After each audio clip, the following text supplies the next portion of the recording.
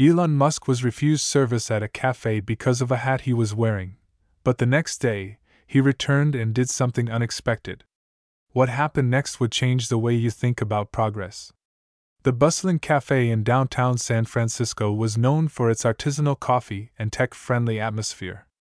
Nestled between sleek, glass-fronted startups and historic brick buildings, the Progressive Bean had become a symbol of the city's unique blend of innovation and social consciousness.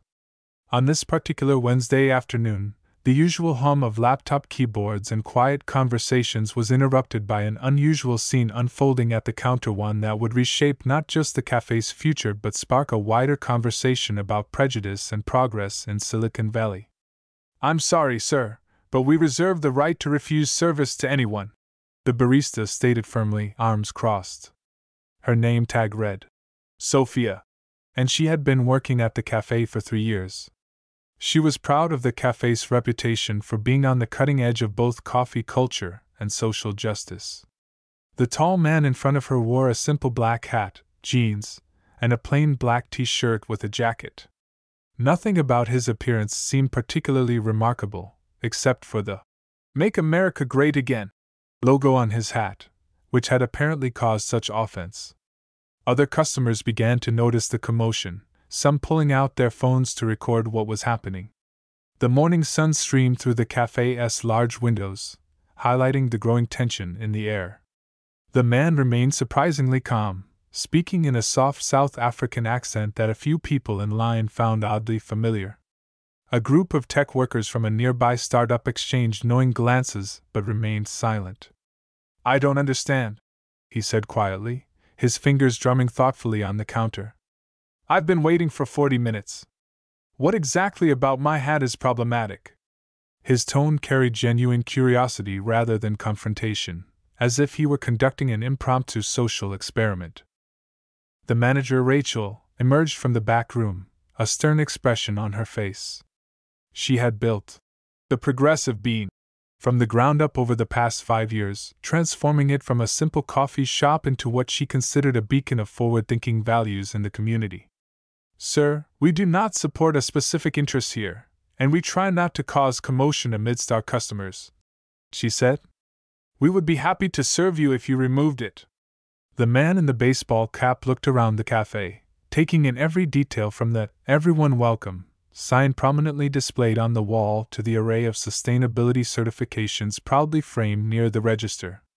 His eyes lingered on the AI-powered coffee machines that had been featured in local tech magazines, and the detailed infographic explaining the cafe's solar power system. A slight smile crossed his face, not one of anger, but of curiosity, as if he had just encountered an interesting puzzle to solve. "Very well," he said simply, turning toward the door. The morning light caught the metallic threading in his hat's logo, making it shimmer momentarily as he walked out. He paused to look back at the establishment's name, the Progressive Bean. The smile never left his face, but there was something in his eyes, not anger or resentment, but the spark of inspiration that those who knew him would have instantly recognized.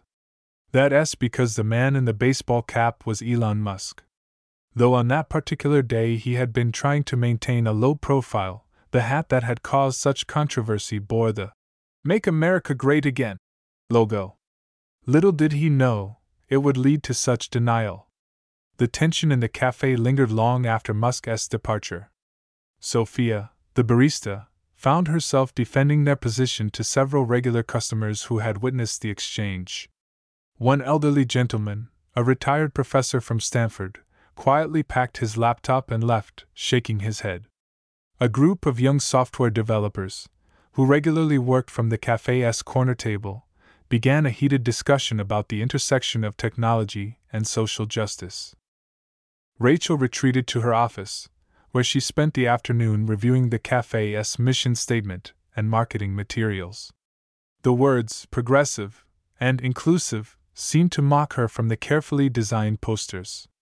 She thought about her daughter, Jamie's passion for international politics, and wondered what kind of example she was setting by sending a man away because of his hat.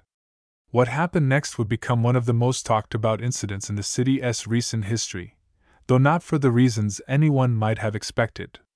It would challenge assumptions about progress, technology, and the very nature of prejudice in the heart of America's innovation capital.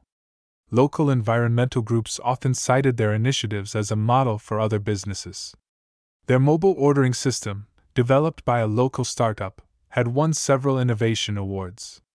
As someone passionate about sustainable technology and its practical applications, Elon Musk had wanted to learn more about their operations firsthand. The cafe had started as a simple dream 5 years ago.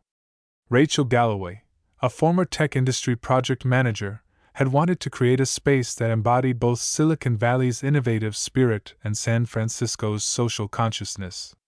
She invested her life savings and secured loans based on a business plan that emphasized sustainability and community engagement. The Progressive Bean had become known for its innovative approaches. They were among the first cafes in the city to implement a blockchain-based supply chain tracking system for their coffee beans, ensuring fair trade practices and environmental responsibility. Their water recycling system, designed by a local environmental engineering firm, had won awards and been featured in sustainability magazines. Everything pointed to an extraordinarily progressive atmosphere inside the cafe, so Elon hadn't expected to become the subject of discrimination based on assumptions. The irony wasn't lost on him. A cafe claiming to be progressive had judged him solely based on their perception of what his hat might represent, without any attempt to understand the actual person wearing it. It reminded him of earlier challenges in his career when people had dismissed his ideas about electric cars and reusable rockets without taking the time to understand the technology or its potential impact. Perhaps the greatest irony of the morning was that despite the cafe's tech-savvy clientele and staff, no one had recognized one of tech's most famous faces. The same customers who had Tesla apps on their phones and SpaceX launch schedules in their calendars had walked past their founder without a second glance.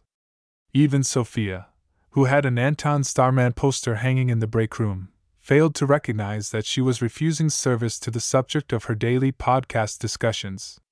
The hat and casual attire had achieved what millions of dollars in privacy measures couldn't, giving Elon Musk a moment of genuine anonymity, only for it to be shattered by prejudice against the MAGA hat he was wearing. Throughout the afternoon, Musk couldn't shake the experience from his mind. During a meeting with his executive team at Tesla's headquarters, he found himself sketching ideas on his notepad while discussing quarterly projections. His chief of staff noticed his distraction. She'd seen that look before, usually right before he announced another seemingly impossible project. By evening, he had formulated a plan, one not of revenge or public shaming, but something entirely different. Something that would transform a moment of prejudice into an opportunity for innovation. The next morning, the staff at the Progressive Bean was preparing for their usual rush when a fleet of Tesla vehicles pulled up outside. The sight of 5 Model S's and 3 Cybertrucks parking in perfect formation along the street drew immediate attention from passers-by. From the lead car emerged Elon Musk, wearing the same MAGA hat as the day before, but this time accompanied by his chief sustainability officer and several engineers, each carrying tablets and scanning the building with various instruments. The gathering crowd outside the Progressive Bean had grown substantially, with curious onlookers pressing their faces against the windows.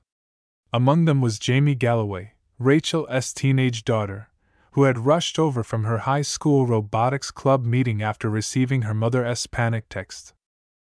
Jamie stood transfixed, her own prototype solar panel design clutched in her backpack, a science fair project she'd been too nervous to show anyone. The sight of Musk's engineers scanning the building with their sophisticated equipment made her own efforts seem amateur, but something in their methodical approach resonated with her budding engineer's mind. Sophia, the barista from the previous day, nearly dropped the cup she was holding when she realized who she had encountered.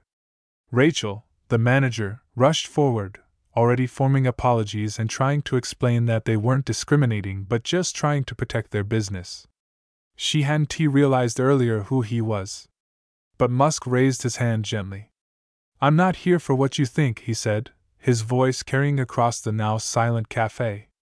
The handful of early morning customers had stopped mid-sip, phones already recording.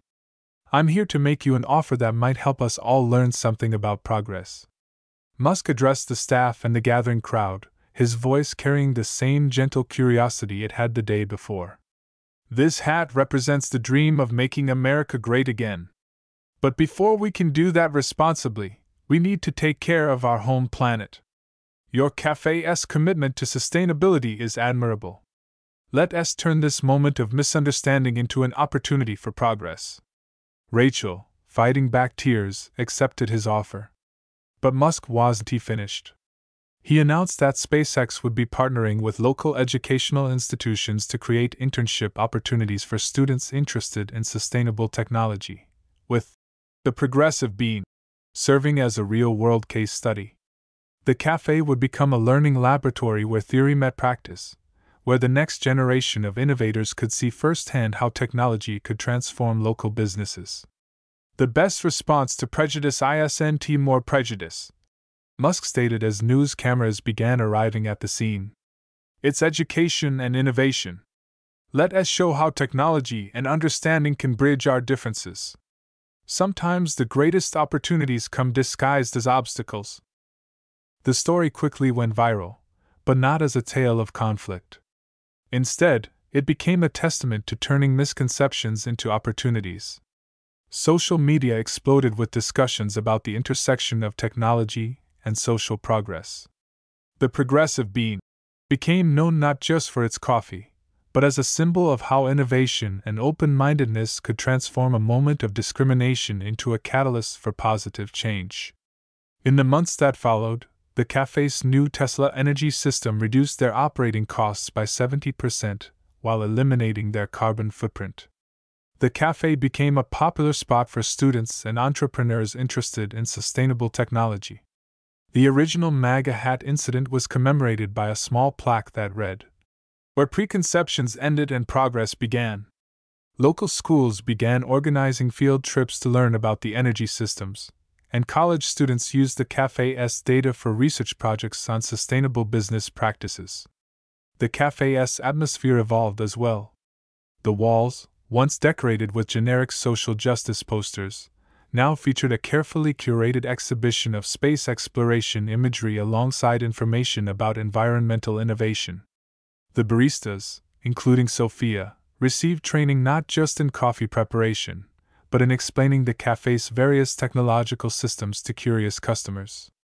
Rachel later reflected in a local newspaper interview, "We learned that true progressiveness isn't about judging people based on what they wear or what we think they represent. It's about being open to new ideas and willing to admit when we're wrong. Sometimes the best lessons come from our biggest mistakes." Now, when I look around our cafe, I see a place where humanity comes together to create something better than we had before. The cafe's transformation went beyond mere technology.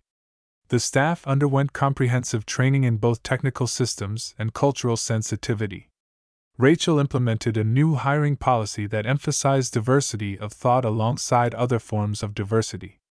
The cafe began hosting monthly forums where community members could discuss controversial topics in a structured, respectful environment. Its customer base diversified, attracting people from all walks of life who came not just for coffee, but for conversation and connection. Nobody knows if Elon Musk has been back as a customer since the first incident.